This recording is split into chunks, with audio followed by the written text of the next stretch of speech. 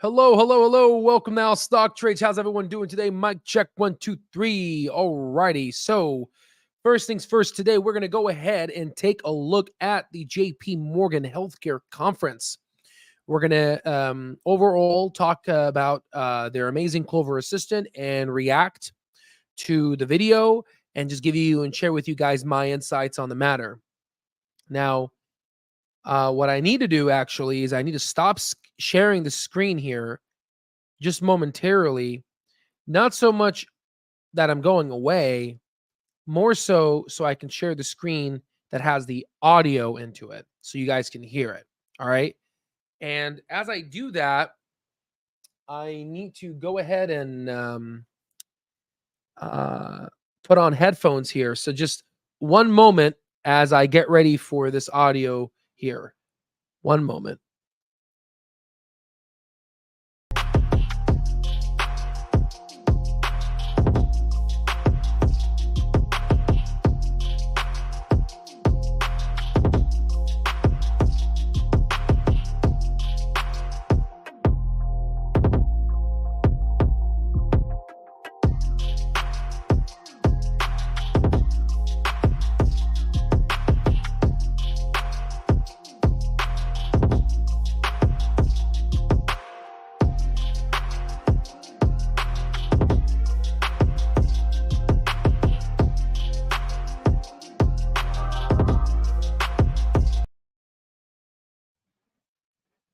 Alrighty, so now let's go ahead and bring this back on here.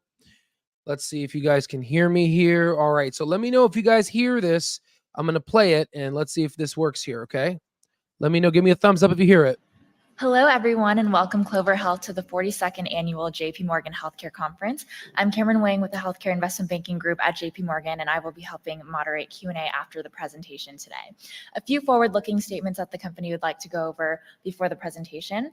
The company would like to caution you that it may make forward-looking statements within the meaning of the Private Securities Litigation Reform Act of 1995 during today's presentation that are subject to risks and uncertainties, including remarks about management's future expectations, beliefs, estimates, plans, and prospects. Such statements are subject to a variety of risks, uncertainties, and other factors that could cause actual results to differ materially from those indicated or implied by such statements, certain of which risks are outlined in our most recent annual report on Form 10-K and subsequent SEC filings. The company does not undertake any duty to update such forward-looking statements. So without further ado, it's my pleasure to introduce to you today the CEO of Clover Health, Andrew Toy. All right. I literally hear him walking. Fantastic. Thanks for joining us today, and I look forward to reminding you and taking you all through the Clover story so far.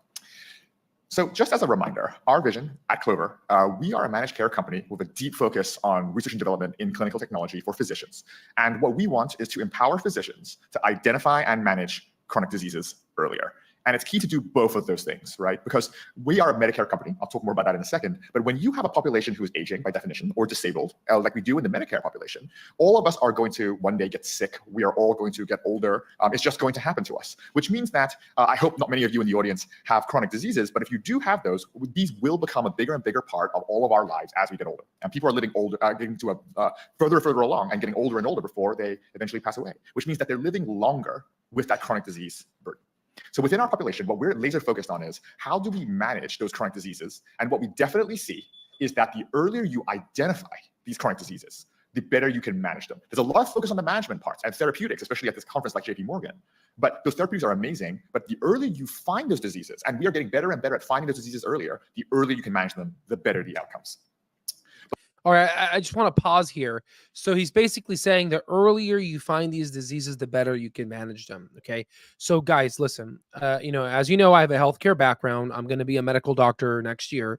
And the point here, what I'm trying to basically give to you guys and the whole the whole thing about medical school and what they teach us, and we go through kind of litany of things to learn about the human anatomy, the body, the medicine, and read tens of thousands of pages and get tens of thousands of hours of experience. And the whole point of it is the goal of medicine is not just obviously to prescribe patients and treat diseases, but right now we're going in an era of personalized medicine, precision medicine, preventative medicine. And if we're able to catch someone's diseases early, then the compounding effect of these diseases won't have a detrimental effect on the patient. Because a lot of these folks, when you get chronic kidney disease, or let's say, for example, you get diabetes, that sugar starts to basically kind of turn into, like when you go and you put sugar on a skillet in your oven and you boil that sugar, it kind of caramelizes. That's a kind of a great way of thinking about what it does to your kidneys. It literally goes into the blood supply to your kidneys, and it's something called glycosylation of the afferent arterial and the efferent arterial, and more specifically the afferent. And what it does is it causes glycosylation of the kidneys, which will basically destroy the blood supply to the kidney, decreasing the glomerular filtration rate. Long story short, if we're able to identify patients and catch them early, then that time period of glycosylation, or in the easier example of that caramelization of that sugar, will actually decrease, meaning that we're able to manage the patient and extend that disease process longer to where the patient will die of just something else rather than that disease. So it'll increase the quality of life. Let's continue. But let's talk about Clover itself and where we've come in the last year. A year ago, I was showing something similar to this, but this was more aspirational. We were talking about how we had become public and we were very focused on top line growth, but then we were now focused in the year of 2023 on adjusted EBITDA profitability. We were no longer as focused on top line revenue growth, and that we intended to get to adjusted EBITDA profitability without the need for additional capital. And if you look at what we've achieved in the past year, I'm incredibly proud. It's very clear here. He doesn't get to the science, doesn't get to, obviously I'm a scientist. I got to the science real quick here. He goes straight to the business. He gets straight to what they want to hear. Profitability. Get straight to it. That's exactly what Wall Street wants to hear. Okay. We don't care about, sadly, how this is going to help patients. How disgusting. We care about money, which makes sense, but he's getting straight to it.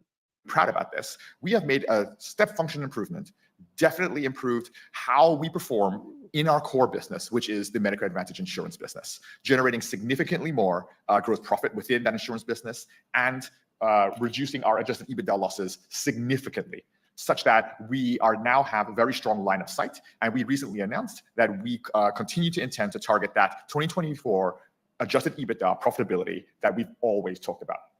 We have line of sight towards it. We made tremendous strides, beating our guidance, continuing to raise our targets, pushing ourselves further as a management team to deliver those results in 2023, such that we think that we have a very strong view now on how to achieve that goal, and it's very reasonable for us. Of course, it's still aspirational for that 2024 goal, and we have not yet issued our full guidance, but at a top level, you should expect us to aim for that adjusted EBITDA profitability. How are we going to get there? A couple of different things. First of all, this has been achieved through a core transformation in the margin profile of our business. When we identify diseases earlier, when we manage them earlier with our technology platform, Clover Assistant, what we're doing is making the insurance business innately better, right? We're using our technology to help physicians do something that's great for the patient, which is identify and manage those disease loads. When we do that, we bend the cost curve, and in health insurance terms, we get better margin profiles that we can then invest back into R&D and invest into better care. And that's what you're seeing here, is that as we slow down on growth, I think you're seeing the core benefits of our care model emerge, and that's what's driving the margin improvement. We also have made adjustments to our cost basis, and our SG&A has become more efficient, and our SG&A has gone down. And we also announced in 23 that in 2024, we would go live, and we have on January 1st, with our partnership with UST Health Proof, which would enable us to send core platform operations of the insurance business to a trusted partner, and that we would enjoy significant SG&A benefits in the 2024 year from that transformation on our core operations. And we look forward to sharing more on the progress there, but we expect that that will be a big part of closing that additional gap towards adjusted EBITDA, break even, and then profitability.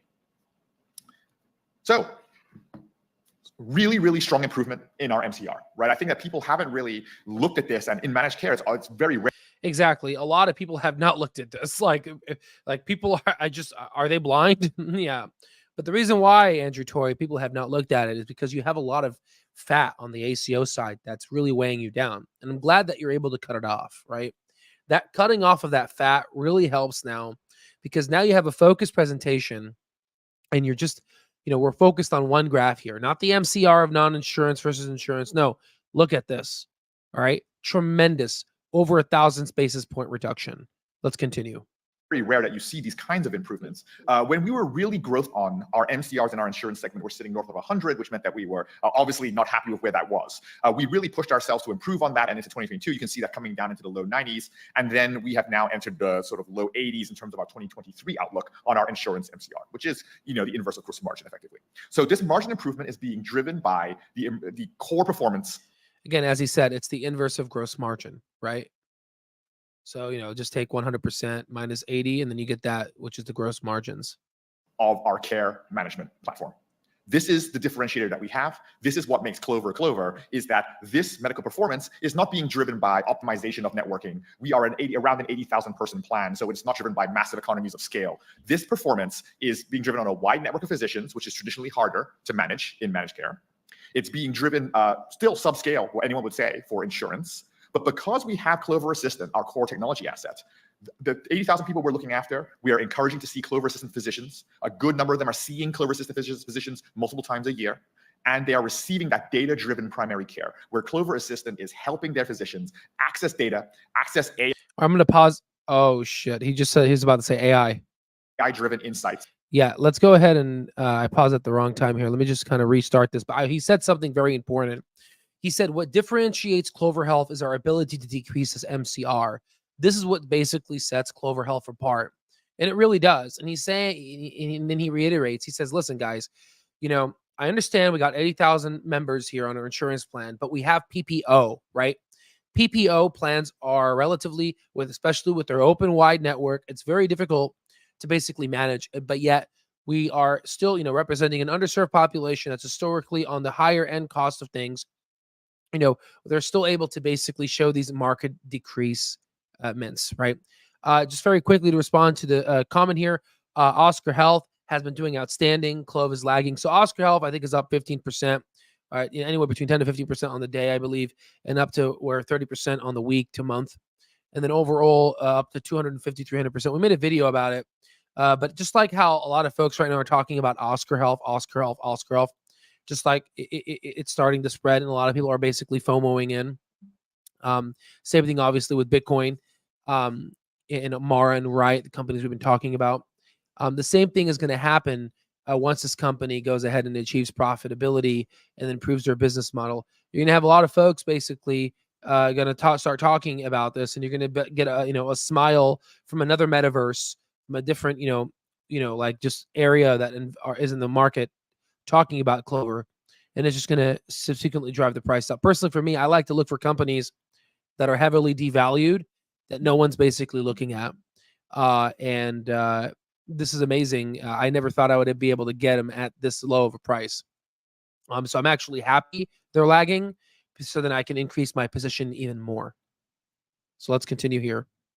The 80,000 people we're looking after, we are encouraging to see Clover Assistant physicians. A good number of them are seeing Clover Assistant physicians multiple times a year, and they are receiving that data-driven primary care, where Clover Assistant is helping their physicians access data, access AI-driven insights on a daily basis to care for our membership. And that is what drives Clover's performance. It is not the usual things that drive performance within managed care, but it is what we're seeing emerge right now within our financial performance. And I think that really highlights the benefits of our approach and our care model. And not only does it work very well, as you can see in the margin performance here, but because we are software driven, we are able to deploy our capabilities, we think, to almost any primary care physician, eventually perhaps every physician.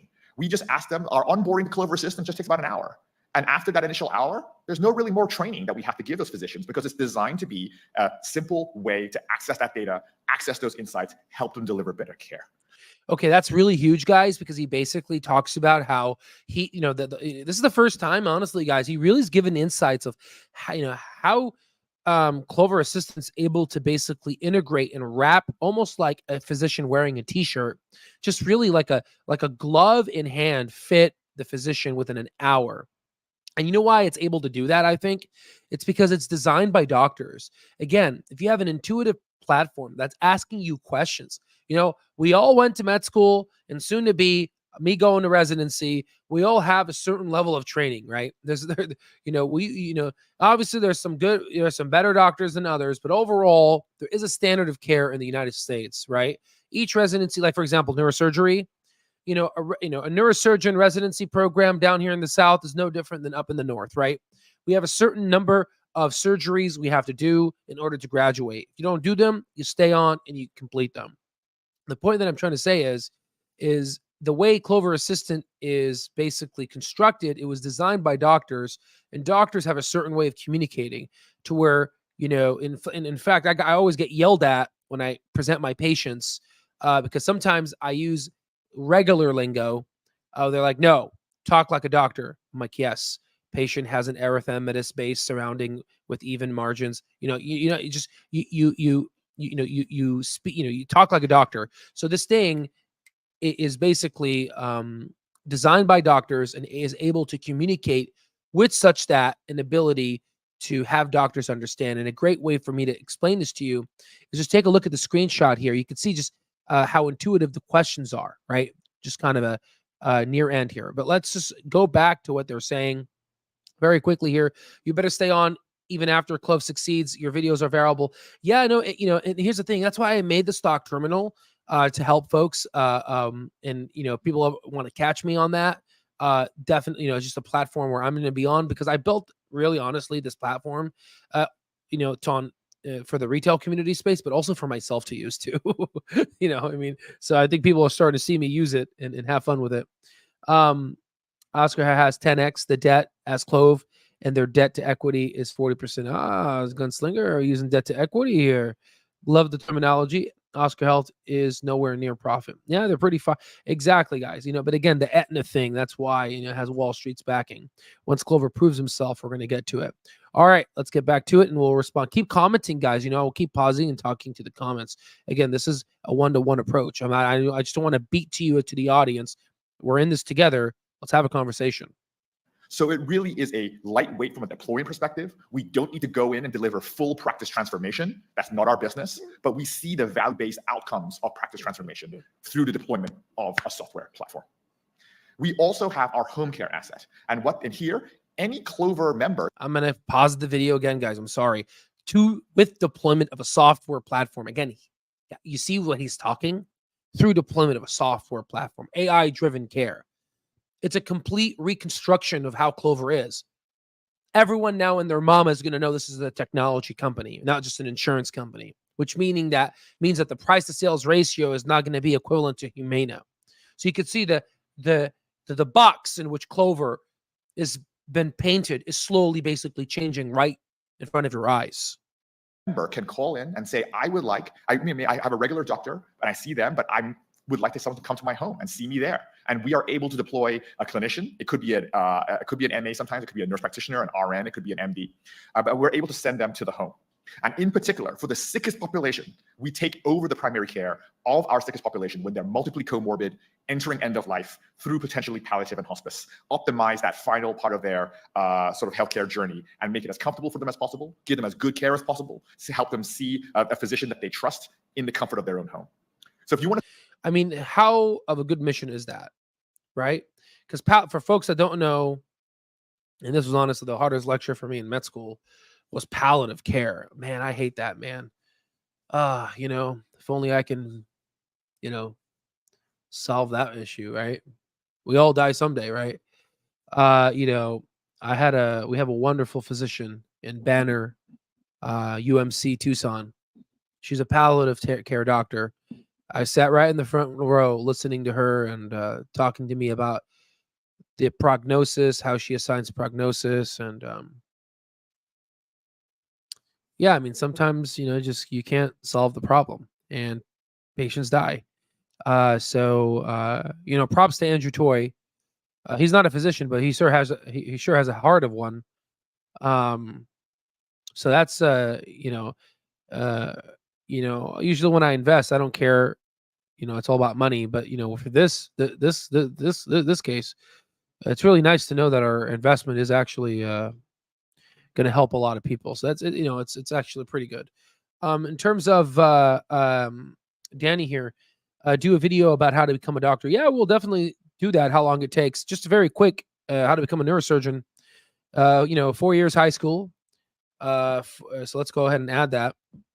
Let's go get just quick calculator here. 4 years high school, 4 years undergrad. That's 8 years. 4 years med school, plus 2 years of research. Usually, historically takes that. Plus 7-year residency. It's about 21 years. Plus a 1 to 2 year fellowship, so about 23 years, plus or minus. So maybe let's say anywhere between 20 to 23 years to become a brain surgeon. So it's definitely a long process, but it's definitely worth it, right? It's a long process. I've taken the grit of learning how to learn at the speed of medical school and beyond and applied it to finance. Hence why we're able to design this platform that we have. But anywho, let's continue here. You want to think about what's driving the performance on the left-hand side. Think about it simply this way. We can manage almost any population by saying, keep seeing the doctor you're seeing right now. Other managed care platform companies say, we don't need to change doctors. Come see our doctor. We don't say that. For we say, keep seeing the doctor you're seeing now. And we're going to give that doctor software to help them look after you better. And they do. And we'll talk more about that in a second. And then the vast majority of people get looked after by their doctor, hopefully powered by Clover Assistant. And on the right-hand side, when people get sicker, more comorbid, leave the home less, enter perhaps those final stages of their healthcare journey, we tend to take over their care through Clover Home Care. And we see tremendous benefits of doing that. So as a high-level summary, before we talk more about our care model, what are we really doing? It's a continuation from 2023. Last year, I said we were targeting adjusted EBITDA profitability. We continue to do so.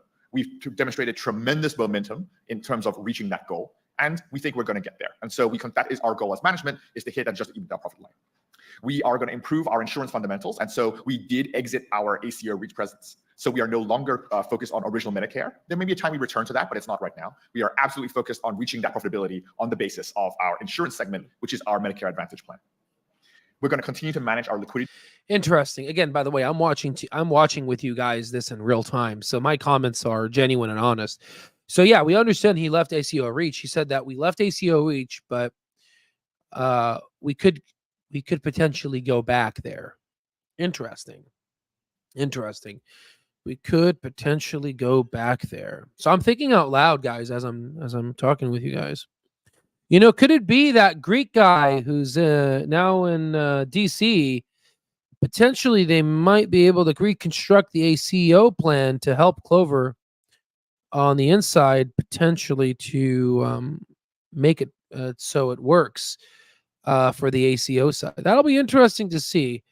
We'll put that and file it in a separate pocket in our mind, and we will visit that later, which means that the potential for growth from that side, which was enormous, they can figure something out, potentially once rates come down and the bull market comes back online. We might get a 2.0 in regards to growth. We'll take a look-sees. Liquidity position. We've always said that we believe that we would be able to reach adjusted EBITDA profitability without needing additional capital, and we continue to aim for that goal. And we will look towards setting the groundwork for a return to growth eventually. Growth is not our top-line goal right now. When I talk to the team, I say, growth is fantastic. If we can slide that in, let's do that. But growing the adjusted EBITDA KPI is what we want to do so that we hit profitability, and then we will return to top-line growth at some point. So let's talk about the fundamentals of the care model. What makes us different? And I really want to land this point with everybody because I think that we can do a better job talking about what the fundamental difference about Clover Health. First of all, we focus entirely on Medicare. There are others in the managed care space who have a blend of portfolios. There are people who are in commercial, people who focus on the ACA. We don't focus on those areas. We are only in Medicare. We do have duals in our population, but we don't really focus on standalone Medicaid either. We focus on Medicare, and that is what we do. And so I think it's one thing that tends to make us different. Not unique, but different. The thing about the Medicare population is that they have a high chronic disease burden. And because they have that higher chronic disease burden, we think there's a lot of room where if we look after that chronic disease burden better, we will just perform better versus our competitors in that space. Because managing those conditions is very different from sort of actuarially just doing calculations, doing network management, et cetera. We are all about managing those conditions. How do we do that? We do that with our technology platform. Once again, we are not in the practice transformation business. We are in the business of helping physicians give better care through accessing data-driven insights using our software tools, backed by data, backed by AI. The easier we can make that, the better job those physicians are going to do. We had that home-based, officeless clinical practice that I talked about just now. This is a very asset-light way to deliver care is into the home. We have no brick and mortar practices. We have a lot of clinicians, but no brick and mortar offices for people to go to because we're looking at the sickest people in the comfort of their own home. Once again, driven by Clover Assistant data, but the site of care is different. And we think that this gives us the ability to really go into almost any market, deliver our care model, and improve Medicare Advantage performance in that market. So between all of these things, I don't think that you'll see any other company approaching their performance in MA the way that we do. Overall, we're very excited to be in there. Sometimes people ask me, like, are you looking at commercial? Are you looking at ACA? And I think that our care model actually will work anywhere there's a high chronic disease burden. We're not in the business of trying to collect as many healthy people as possible so that we can have the healthy people just wash out the cost of the sicker people. That's really the business of healthcare in a lot of other markets. Well, do the best you can with the sick people, have a lot of healthy people to get your profit. What we're saying is we are going to be really good, and we are good at managing the sickness burden of the chronically ill. And that is why I'm excited to be in the Medicare market. That is where, as we all get older, we will have those conditions. That is why our platform has disproportionate effect within Medicare. And I think there's plenty of room in that market for us to grow. It's far from saturated. It's a good place for us to be. So once again, re-emphasizing, these are the two assets that we have. This is how we see the world. Is we have a significant investment in research and development of Clover Assistant. This is not an IT function of an insurer. This is a product development team. I consider it to be IP generating, intellectual property generating. We file patents on our software. It is a standalone product. It is capable of being, it is cloud native. It is capable of being deployed into any number of clouds. We can separate data so we can service any number of different entities. It is built as a software product that helps manage chronic disease burdens, and it is focused right now at our own plan. I'll talk about later about our thoughts about perhaps expanding to other plans, but right now its main customer is our own health insurance entity. But it is built technology-wise as a standalone software product. Clover Home Care, standalone clinical practice. It could potentially service any number of seniors, but once again, for now, it is focused on our own health insurance plan, our own MA plan, and that is where we deliver care into the home. I consider both of those assets differentiated. I think that it is rare for any managed care company to have one of those assets, and we have both. Together, they form the basis of our differentiation. And I think now that 2023 is almost done, we haven't closed our fully yet. I think you're seeing the effect of that care model deliver outstanding performance within our own plan. And here's some evidence of that performance. We've consistently shared, and we continue to see that 1,000 basis point MCR loss ratio differential for returning MA members whose PCPs are using Clover Assistant as opposed to those who do not. We see correlations to the changes in the timeline of care, which is critical, and I'll talk more about that in a second for Clover Assistant. And thousands of clinicians are using CA to manage our patient population within our managed care, within our own insurance plan. Same thing on the home care, deployed, in active use, showing real results. Here, I'm going to focus on those high-risk members. Like I said, any member can have a home visit, which I'm incredibly proud of. But most importantly, the most sick, high-risk members, about 3,500 of them, we look after in the primary care model in the home. We were seeing an actuarial significant impact. We're sharing it there, about $500 per engaged member per month of savings, driven by lower inpatient admissions, readmissions, et cetera, for that sicker population who is being managed by home care. And we do measure our Net Promoter Score for these areas, and we're delighted to say that people are happy with this care. I think that makes sense, right? If you have a trusted physician seeing you in your home, that's a good experience for people, especially when you're struggling with a chronic disease or multiple chronic diseases. So I want to talk a little bit more about the evidence we're seeing from CA in terms of changing that timeline of care that I mentioned just now. The way I think about Clover Assistant is that we are creating the software-powered physician.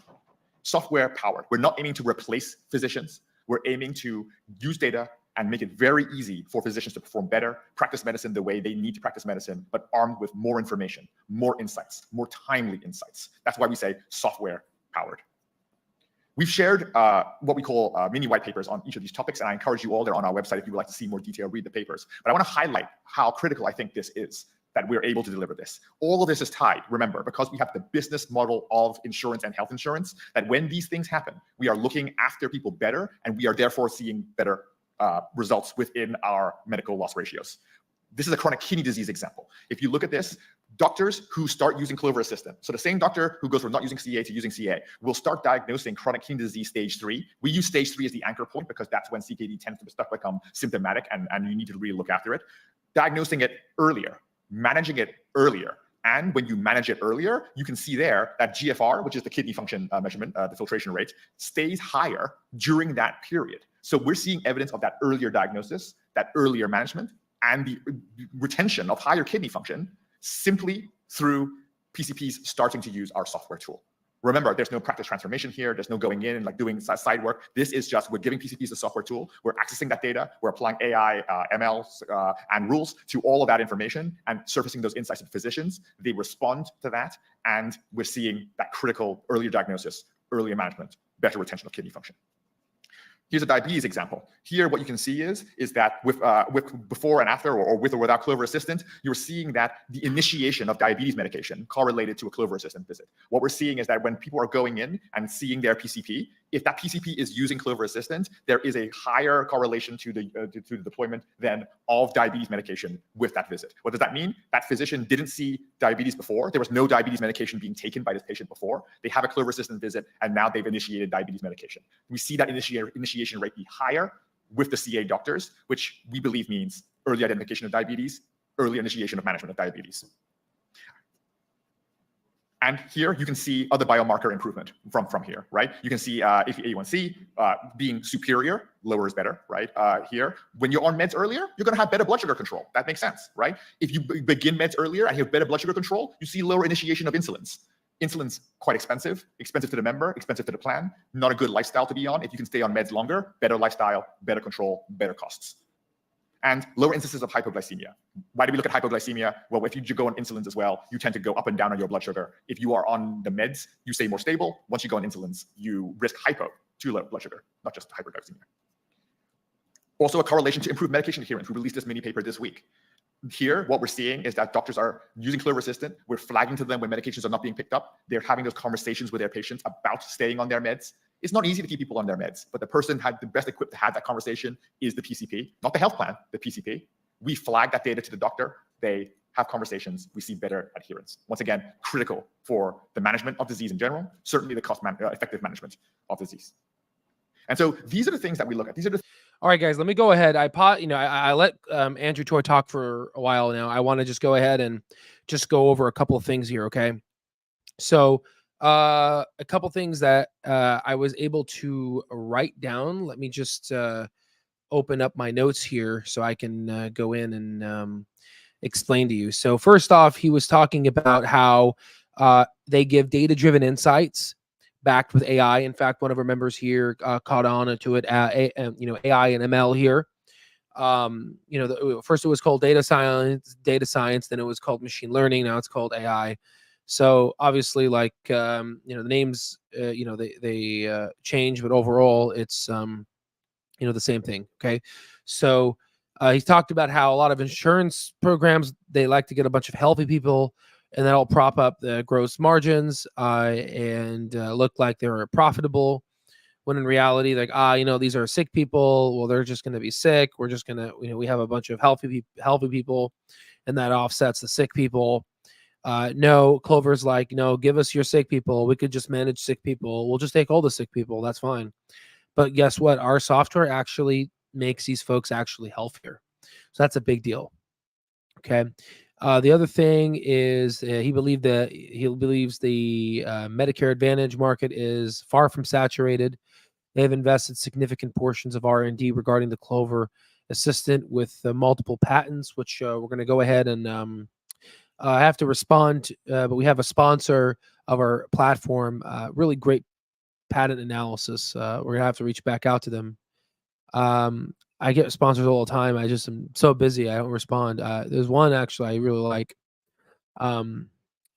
We'll make a video about it in regards to showing the patents that Clover has. I think that'll be very helpful. They talk about how we have a standalone product, the Clover Assistant. It is able to parcelate and separate its own data, meaning that it's able to go into other people's plans. He repeats that right now we're focused on our own plan, but Clover essentially can go into other people's plan. So let's say, for example, you have Humana. Clover can be integrated into Humana or United Healthcare, right? That's a big deal, okay? That's a SaaS-like deal, right? But right now, he says they're focused on their own MA plans, and it's a software-powered physician, right? Not a takeover of the physician, but an enhancement, giving information in a timely manner, timely insights. Now, going specifically into the science of things, I know sometimes it's difficult. I recommend, if you don't know what GFR is, I made a video about it. Look it up. It's in the past histories on the playlist for Our Stock Trades on our YouTube. But overall, you want a higher GFR rate. This is the glomerular filtration rate. As you can see here, we have the Clover Assistant light green line, and then the non-Clover Assistant patient, the dark green. Now, I guess I like the whole green thing, but I think the non-Clover Assistant should be in red, which goes against their color. I think that'll be greatly, because sometimes people can confuse these things.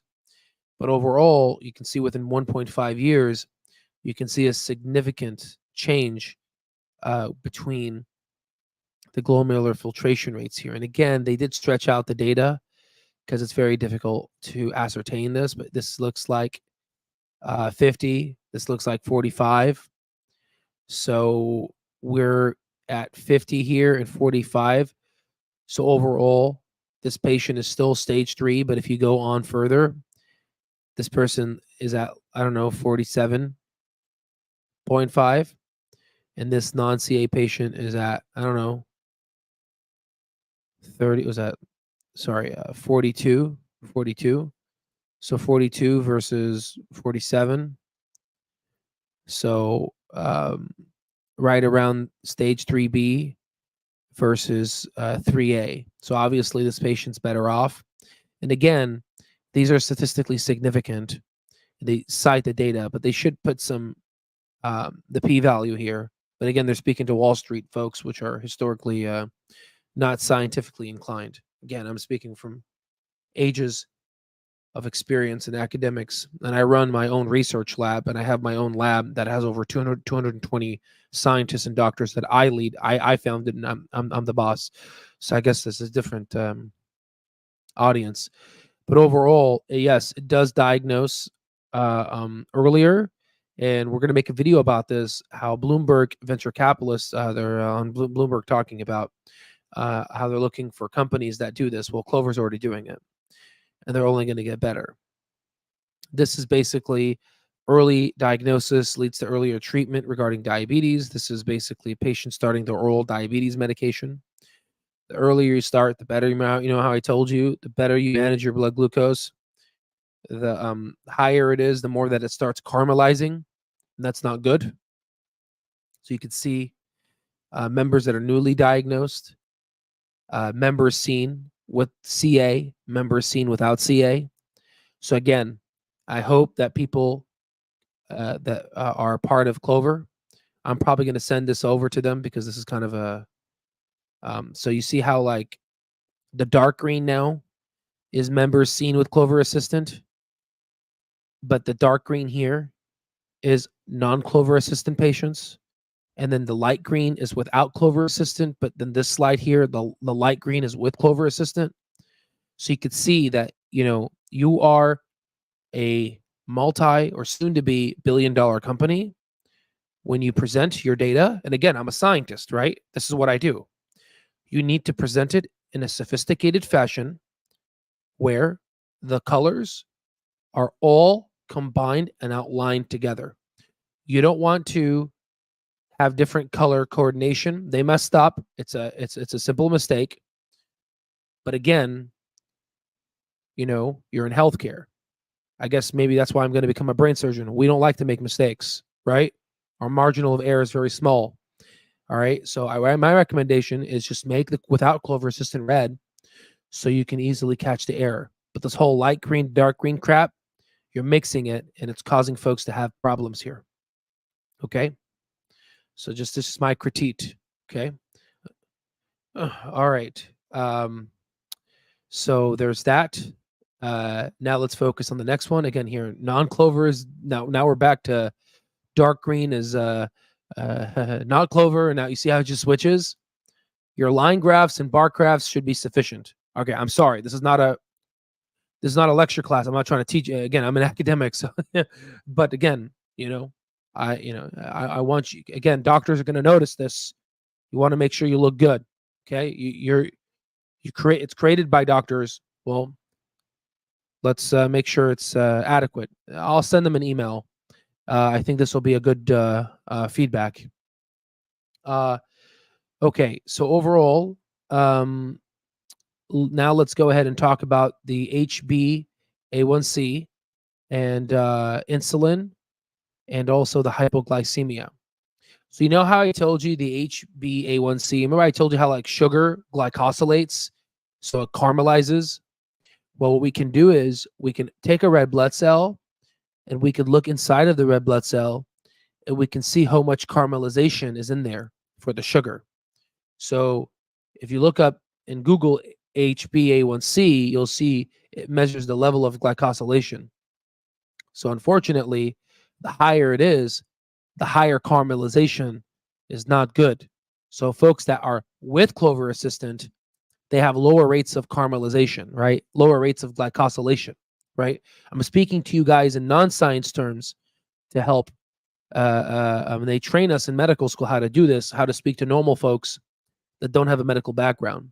So we want this number low. And I'm sure you guys talk to your doctors. You know this. Now, in terms of insulin, non-Clover patients, insulin is high.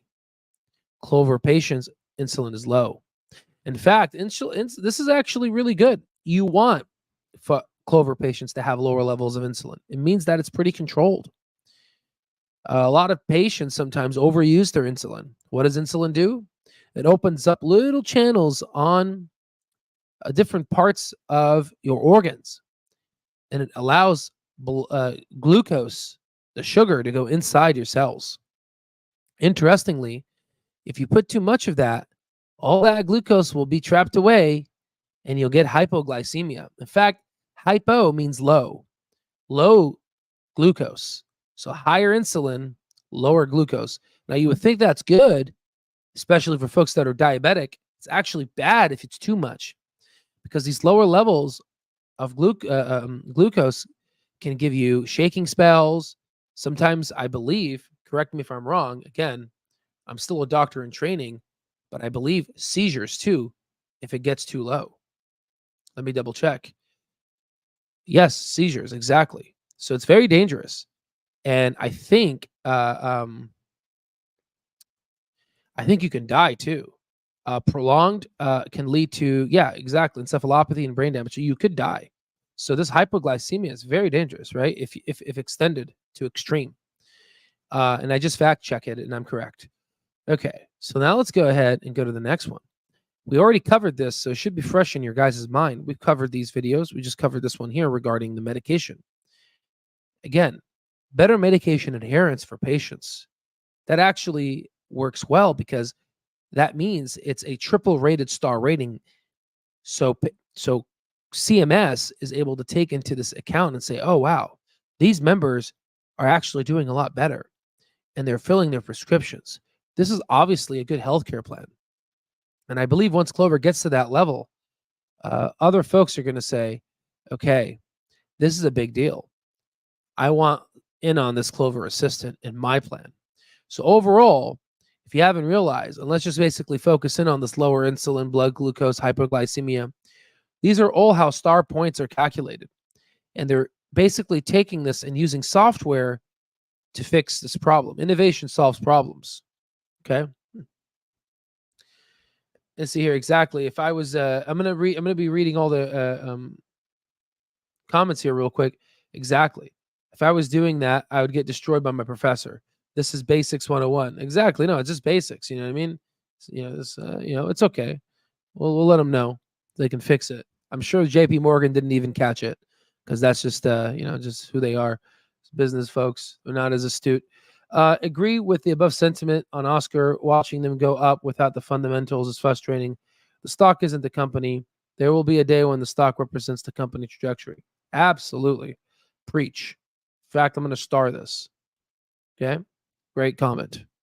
Let's go ahead and hear what Andrew Toy says. And I appreciate you guys listening to my commentary.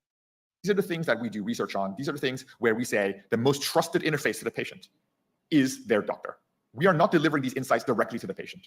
We are delivering them to the doctor because the doctor is the one trained to have these conversations, to do this management, and they want to practice management, but practice medicine better and better. But PCPs are under a lot of pressure these days.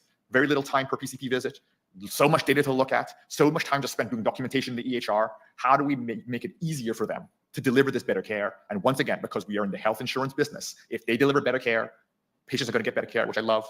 And we are also going to see that economic benefit flow through to our insurance business. So these are the software-driven aspects of our care model. We're incredibly proud of them. We'll keep on producing these mini papers. Please take a look at that. And I think that this is really key, is that to say, how do we get this software out so that most people we have are managed by Clover system? How do we then get it so that most people on Medicare are one day managed by Clover system? So looking forward, right before we take some questions, the goals that we've established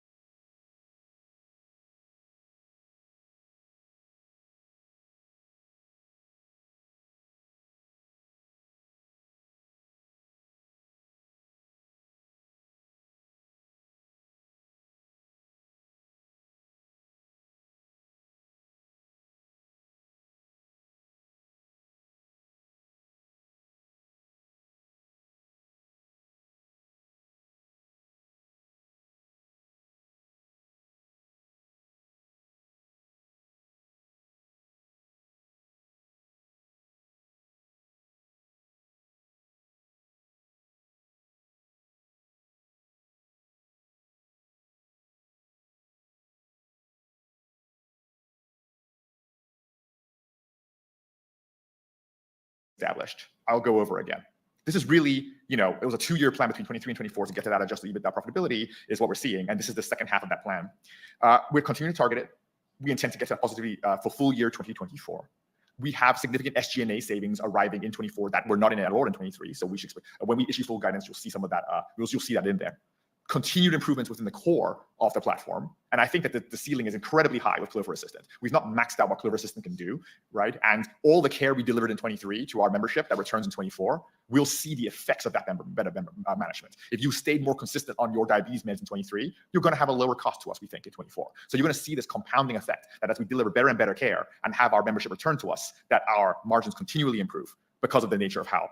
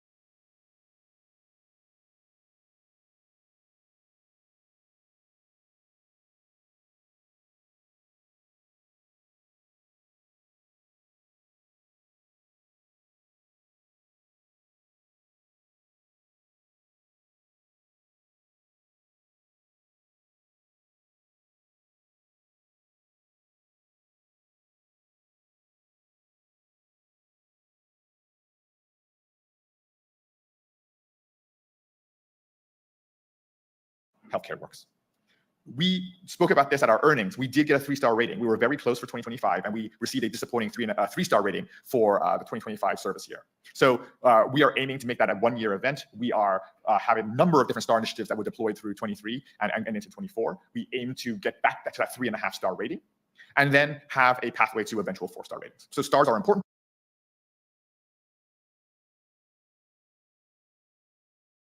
Star initiatives that were deployed through 23 and into 24. We aim to get back to that 3.5-star rating, and then have a pathway to eventual 4-star ratings. So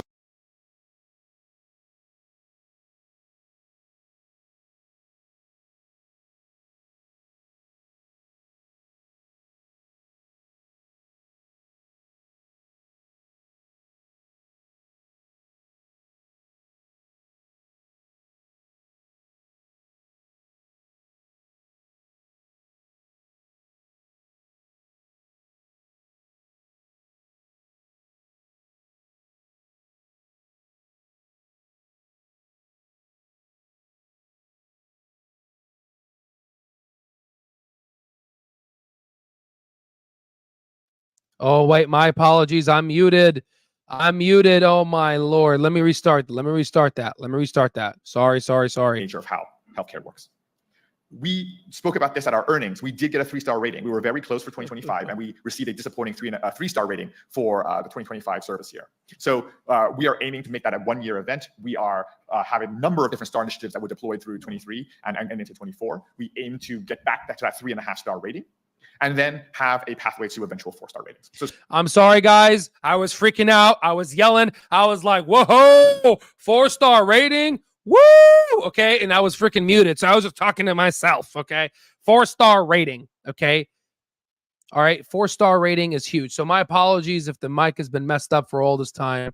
You guys should have, audio messed up for 10 minutes, but it's all good. You guys should have let me know. So wait, let me just go ahead. Did you guys hear about me talking about the Clover Assistant and the medication? Did you guys hear me talking about this? I hope you guys hear me talk about that, right? So, long story short, what I was just basically saying is he's saying that the 3.5 stars is, oh, okay, that's terrible. Okay. So you're telling me you didn't hear me talking about the different lines and how, okay, you guys heard me talk about that. Okay, I'm sorry, guys. My ball. I got super excited. My apologies. So let me go ahead and let me reiterate this, okay? Again, I haven't slept in a long time. It's been, maybe I need some of the Clover Assistant to help me, So anyway, I said the Clover Assistant is like a Karen, okay? It's like a freaking Karen, right? So, it's literally annoying both the physician and the patient to say, hey, this person, it's like tattling. Hey, this patient never took their medication. After 4 days, why didn't you take your medication? So we heard about that line. Okay, great. Perfect. So the big deal here, he said that we got disappointed 3-star rating and we're about to basically get back to 3.5 stars with further pathway up. And he said 4 stars. He said 4 stars. That's a big deal. Again, I said you are who you hang out with, right? You are who you hang out. You hang out with losers, you're going to become a loser. You hang out with winners, you're going to become a winner. That's why people in our stock terminal, you hang out with winners, you're going to become winners. Okay. That's just how life works. Okay. So this is a real big deal because if they get to that 4-star rating, that's it. Everyone's going to look at them in a different way, right? This is going to be so funny. We're already seeing articles come out, especially some guy posted it on Reddit saying, hey, this is a once-in-a-lifetime investment. What the hell? I've been saying that for a long time, right? Glad others are starting to pick it up. All right, let's continue. This time I won't mute my mic. My apologies. So stars are important to us. We were disappointed by that 3-star rating. We think we will be fine economically and we will manage through because we have so many places to continually drive momentum. Stars will be a headwind in 25. We aim to make it a 1-year thing and then be firing on all cylinders after that. Firing all cylinders. What does that mean? Growth. Growth. I look forward to returning to profitable growth. So I doubt we will return to a growth. There it is. Profitable growth. Another thing I wanted to add, he talked about how they're going to be a value company. It's all about value right now. Then they're going to turn on the growth machines. Or cost mentality. We were to some extent like that earlier in our journey, but profitable growth is key. So once we cross the line over into positive adjusted EBITDA, we will stay there, but we will have strategies whereby we are growing the top line while maintaining that positive adjusted EBITDA, growing that positive adjusted EBITDA. Of course, that is huge. That is huge. They're saying that they're going to increase the revenue while still maintaining profitability. So that's huge. We're always going to be making investments. So we're not just only going to grow the profit side of things, but it will free up room for us to increase our investments everywhere as we grow the top line and maintain our margins. And finally, I would just do a little bit more here. I have talked a little bit about the fact that we want to expand our offerings. The way we think about this is we have built an incredible tool in Clover Assistant to be able to manage value-based Medicare, right? We are able to manage those diseases earlier, identify them, and we see those results all the time. How do we get more people managed by Clover Assistant? How do we bring those benefits to more people, both from a care perspective and an economic perspective? And what we're looking at is 2 dimensions. One is the growth of our own insurance business will expand the market for Clover Assistant, of course, and we will do that as per the profitable growth statement. And second of all, we are looking for ways to bring this so that a doctor can use Clover Assistant for their entire Medicare Advantage panel. I used to say the full Medicare panel, and one day I think we will bring Clover Assistant back to original Medicare. But in the short term, because we have such high conviction around the MA market, what we're looking to do is how do we let doctors use Clover Assistant for their entire Medicare Advantage panel, including other payers. So basically going to a multi-payer format for our software. MA is the same for all payers, so there's very little product development that's necessary. We think if it works well for us, it's going to work well for a lot of people. We can help the payers improve their performance. We can help doctors improve their performance. It's a lightweight touch, so it can work with almost any doctor. We think there's a good market for this, and I look forward to sharing more with all of you about that strategy going forward. But we've spoken about it in the past. I continue to reiterate that I think that will be an angle that we take in order to be able to return to profitable growth on the basis of the investments we've made in our technology. And with that, I would be happy to take any questions from the floor. Yes. Again, it's all about profitable growth. This is very exciting. All right, let's get to the questions. My apologies, guys, for I was pausing the video and I was talking, and I was just talking to myself. So yeah, next time be like, hey, it's you guys are too nice. Yell at me, right? I forget. I'm human. I make mistakes. Yes. There was a mic. Yeah, so we'll now open the floor to Q&A. If you're here with us in the audience, just raise your hand, and By the way, she has a wonderful voice. there will be microphones floating around. If you're joining us virtually, we can read your questions online. But I think there's a question up here, right? Yeah, up here. There's a mic coming from the back. Yes. Yes, please. I came in a little late, so I just want to clarify one thing and then ask another question. Sure. So the premise with the software that you're providing for the providers is really to manage or allow them to better manage the care through getting while interacting with the whatever insurance plan they have. Is that? I think that's right. Right now, we have our own insurance plan. So for clarity, it can work with any insurance plan, we believe, but it really right now is focused on just our insurance plan. But your thesis is correct. Yes. With that being said, the software. So as a provider, if I'm seeing a patient and I have to document in my EMR for whatever charting I have to do, yeah. Is this another? Am I logging on to this other software platform to fill information into that too?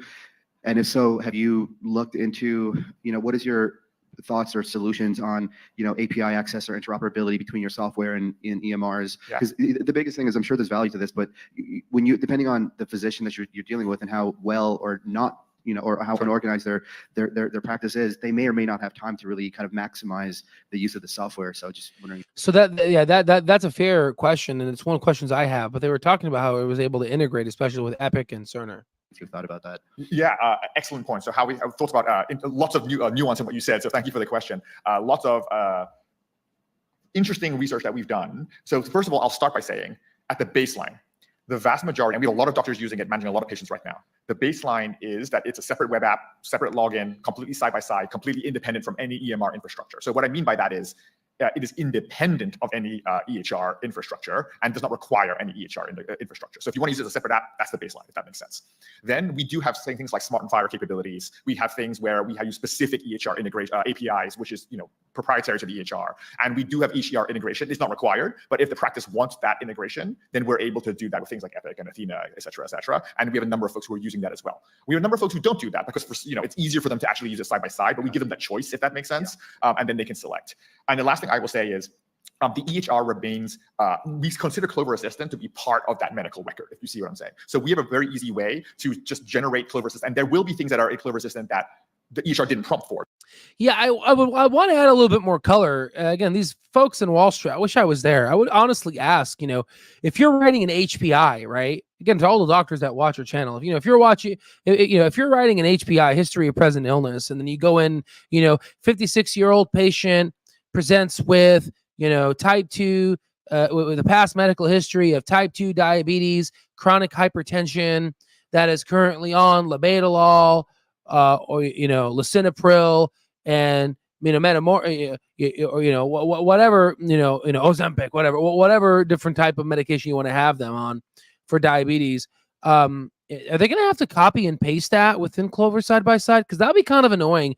Copy here and paste it here. And I get it; they get paid a little bit more for doing it. But there needs to be a better way. But it's something easy. I would say that's a really easy fix. That's why we're seeing the benefit. If it was all in the EHR, then there would be no benefit, right, to the Clover system. But when there is additional documentation there, we find it make it very easy to link that into the EHR, so you can add that to your clinical notes, and that way it becoms one note within the EHR. If there was any care changes that were driven by CA. Is there any advantage, or have you thought about getting the insurance companies or whoever's creating CPTs to create a CPT for the use or the integration of this, if you can show that it's benefiting, the patient population, therefore you're going to get increased, compliance from the physicians because they're now financially incentivized to, while the patient is still benefiting from the use of this, to actually make sure that they're integrating this software? I love the nuance in the question, by the way. So generation of CPT, really cool idea. So right now they are financially incentivized, to be clear, because we are the insurer. We do financially incentivize them. Exactly. That's why they're doing it. These doctors don't have time. It's like, well, if I just go ahead and open up two and I get paid more, well, hell yeah, I'm going to do it. I'm going to make money on it. Change the payment schedule when they're on Clover Assistant. I didn't talk about it here, but we do that. So great point. And that's their incentive. What we actually say is take a little extra time, and we recognize you're taking time to use this software. I'll make it as easy as possible, but it's still additional work. You know what I mean? Like, of course it is. Hopefully good work, but it's still additional work. But we're going to compensate you for that time. We're trying to not squeeze you as much. We totally get it. This is rough as a doctor. And that's the way we think about it. We don't do it through necessarily a claim right now, because Clover Assistant actually can issue payment directly because we're the insurer. But a cool idea on the CPT. I can share more if you want to come and talk to me. And that's the issue right now with Clover Health. That's the whole point about this. A lot of these doctors are so busy that, for me, if you come, we have a lot of modules in healthcare, people working in Christmas residence. And I heard on the Reddit residency page, someone complaining about, man, I'll be working all these hours. And, some other resident commented, but did you do your wellness module? Right. Be grateful, do your wellness module so you can be better. It's a little side joke there, but interestingly, a lot of these doctors, don't have time. And if you come to me and you say, hey, if you use this platform, we'll pay you more. Okay, yeah, I'll use it. But, obviously that's why Clover Health needed to become an insurance company, because you're not just going to go ahead and go to the doctor and say, hey, I have the software, you should use it. And you're not the insurer, and you're not going to compensate the person. The doctor is going to say, get the hell out of my office. I'm busy. I'm sorry. Right. So at another question that I would, and again, this guy's questions are so good that Andrew Toy said, he would have obviously, I would have followed up and say, I like your questions. And again, I would like to follow up on, I would love to honestly deep dive. And, the next question, hopefully somebody asked is, at what point do you begin to transition away from reimbursing physicians to a point where it just makes sense to use Clover Assistant? So that's the ultimate goal, and making it frictionless, right? So that's a challenge that they need to overcome. Yeah, at the end. Yeah, thank you for the questions. I think there's a question in the back there. Yes. Sorry to move the mic around from diametric corners of the room. Hi. Hi. Yeah, sorry for making you work with the microphone. Again, I'm sort of maybe a naive question here, but could you sort of clarify the sort of qualitative improvements necessary to move up star ratings, and Sure. why, where is there a sort of limit you see while you have a sort of restricted model, or yeah? Let me talk about stars. It's a very nuanced topic, but let me first of all say star ratings are a constellation, pun I guess intended in that case, are a constellation of sub-measures that are largely not related to each other, right? So just for everyone in the room, a star rating could be something like, are you keeping people on drugs, need their medication, all the way through did they wait more than 15 minutes when they go to see their doctor? It's a number of different things. And so there's not one answer to star ratings. What I will say is that we tend to do a little better and focus on the clinical star ratings. We feel really good about that. And where our attention is really being drawn right now is how do we make sure that we do better on the non-clinical star ratings as well, because they all aggregate into the overall star rating. The other thing I will say is that and this is not an excuse, I want my star ratings to come up, right? So I'm not making this excuse available to us, but I will say that there are two things that are generally statistically known to be headwinds to star ratings. One is PPOs do worse on star ratings than HMOs. They just do. You can look at the stats across the board, and we're very concentrated on PPO. And the other is the more diverse your population from a socioeconomic and ethnic standpoint, the harder it is to do well on star ratings, and we're a very diverse plan. And we've seen Exactly. They're taking the most sickest patients, the most diverse, and their PPO. I mean, they literally got the end part of the stick. But guess what, though? I think they are going to achieve this. They just have to work extra hard. But that's what you do. Again, you can't beat these incumbents. They've been in power for a reason for a long time, and they made sure the moat that they have has a lot of crocodiles and stuff. So you really got to work hard to get into that moat. Seen those statistics go in there. CMS has acknowledged both those things and has made some changes to the star rating structure, which will kick in just in a few years' time, though. So we cannot rely on those. But I just want to say that, first of all, just acknowledge there are those headwinds, and there is some relief coming from CMS. In the meantime, we have broken apart every single part of the star rating and have that assigned to the owning team. And we want to make sure that we're amazing on those clinical star ratings and do even better, because that's the beating heart of like what Clover is. And then we want to make sure that despite those headwinds in the other star ratings that come from the structure of the stars, I'm not going to wait until that relief comes from CMS. We're going to really focus on those and make sure those are better as well. And I think that'll help us really stay at 3.5 and then have a line of sight to 4 stars. Thank you for the question.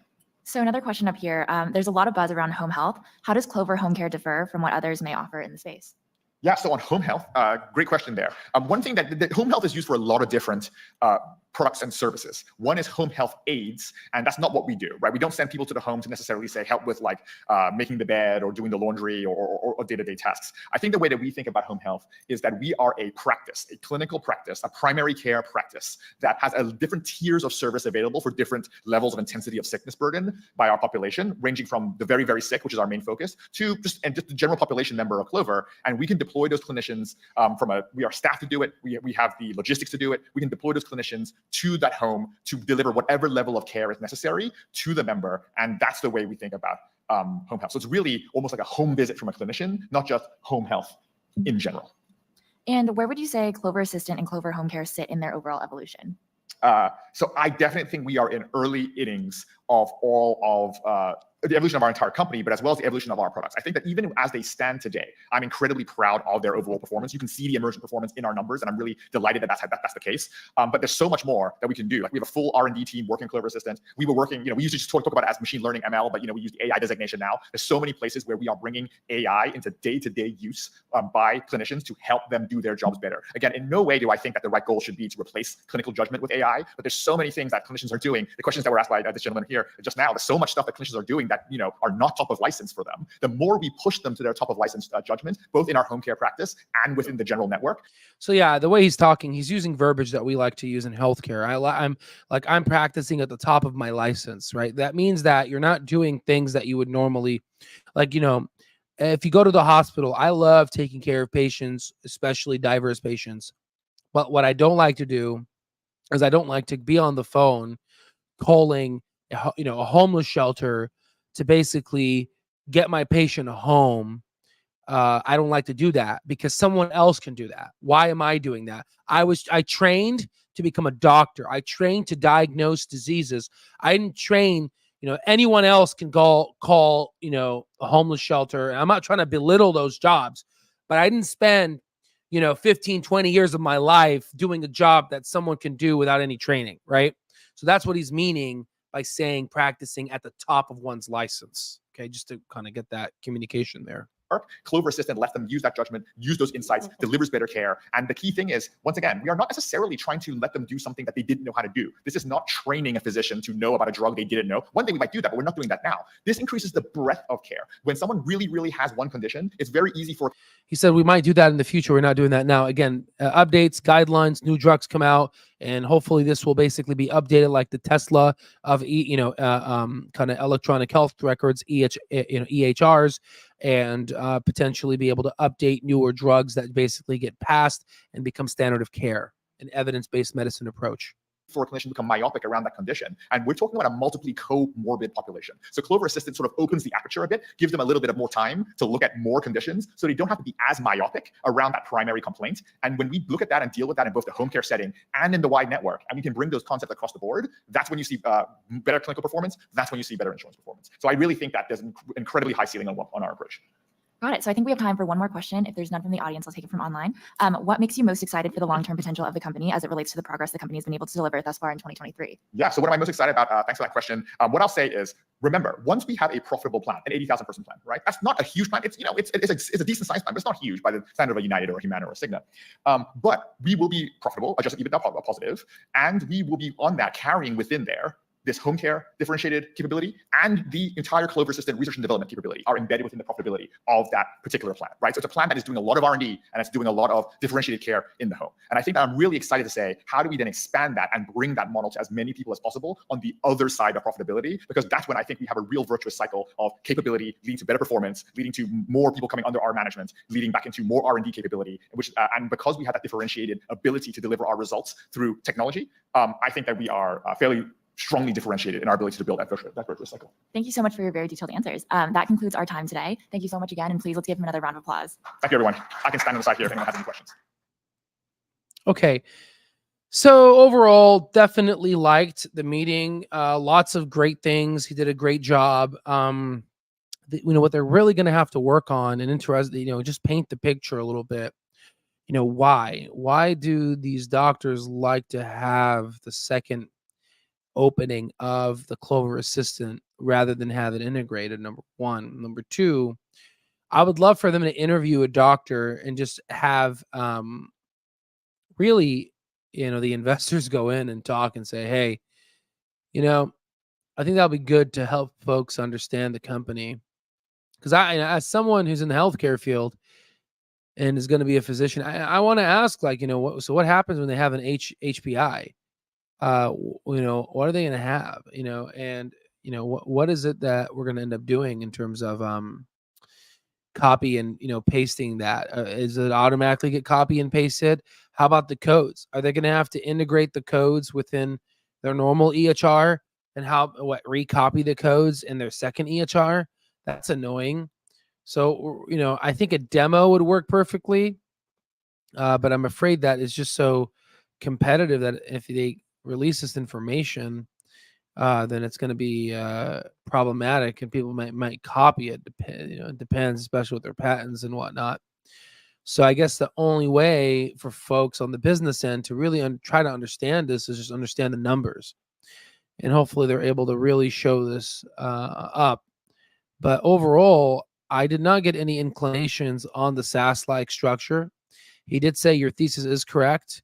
This can be used in other healthcare systems. So again, what you can conceive, you can achieve. So there's definitely a way to integrate these within its systems to where you just basically log in and then it'll, like an API, it'll automatically get adjusted. And then hopefully with generative AI, it'll be able to basically generate and recopy and distribute the codes into their own Clover Assistant mainframe. So we'll definitely see how things pile up. But overall, the results speak for themselves. Just look at the 1,000 basis point reduction in the MCR. It's quite fascinating to see. But let me go ahead and let me remove the screen here so I can share with you the screen for a normal screen without having the audio. So now we can now it's a normal screen. Interestingly, if we go in and go to our see if we can access our intrinsic value calculation here, we can get to our intrinsics here. If we go to our intrinsic value, and again, this is part of the mastering, you can get lifetime access to our mastering stock market program with our software. Again, this is our stock market commands here. These are all the things you have access to. Look at this. These are all the things you have access to. Over 2.5 billion command outputs, and it's growing. Auto posting bots, anything you have, AI, whatever, we have everything for you guys here. This is our stock lists, and this is the coupon code New Year. So take advantage. There'll be a link down below. But overall, let's just assume they're going to get a low double-digit growth. High single growth. So let's just call it 12.5%, growing at 10%. And if they're not growing, we're just going to take their MA, take 5%. We go ahead and equal that out, multiply it. That's around 61 in free cash flow. So that's about 486. So altogether, once they focus on profitability, and once they get the profitability, the current share price, I don't know, let's call it 95 cents. So already that looks like, from the bull case, a 264% return. And the base case is around 163% return. So this one is a not just double your money, more than double your money. And this is a pretty much more than triple your money, right?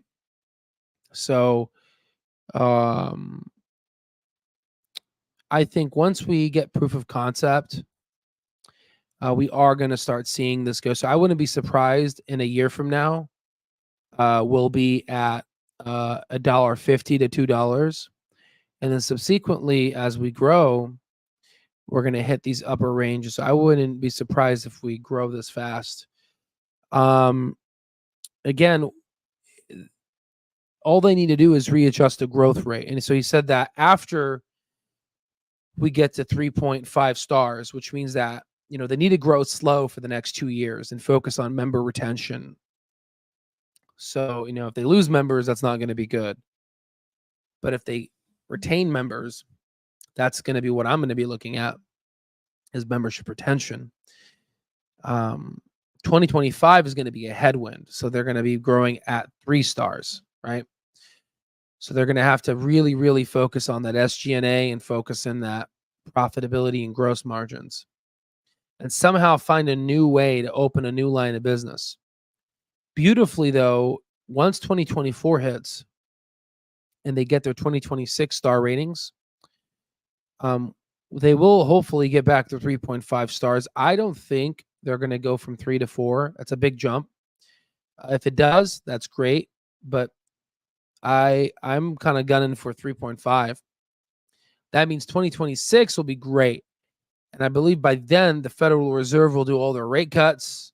2026, all that rate cut bullshit talk we're going to hear about this year. You're going to see it. Soft landing, hard landing. Soft landing, hard landing. Doesn't matter. Long-term investing.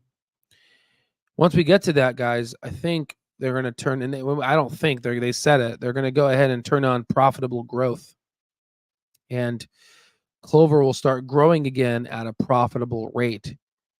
And if they are growing at a profitable rate and they find a way to make the ACO side, the original Medicare Advantage, profitable, especially with the help of this gentleman here. And again, I don't want to talk too much about the gentleman. I'm going to call him Mr. Greek. I don't want folks to attack Clover for this. Let's just let them do what they do. Mr. Greek does his thing. Then we can get back to that 55% growth, right? That 55% growth. And if that's the case, we can start looking at stock prices in the near $21, $30, $45 range. And then they open up a new line of business, a SaaS business. Even with this growth, and if you take a base case, I really think $30 will be a really good one.